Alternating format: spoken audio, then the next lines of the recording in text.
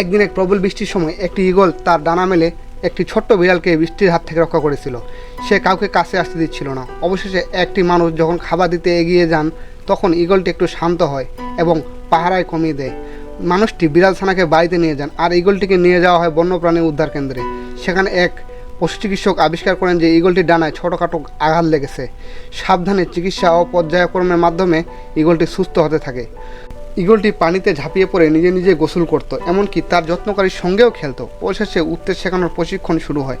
প্রথম সেশনে ঈগলটি আকাশে ডানা মেলে উড়ে যায়, তবে কিছুক্ষণ পরেই সুন্দরভাবে ফিরে আসে প্রশিক্ষকের কাছে। তারপর থেকে সে আগ্রহের সঙ্গে প্রতিটি প্রশিক্ষণে অংশ নেয়, প্রতিদিন আরও শক্তিশালী হতে থাকে। অবশেষে মুক্তির সময় আসে। কর্মীরা গর্বের সঙ্গে তাকিয়ে দেখেন ঈগলটি উড়ে যায় মুক্ত আকাশে।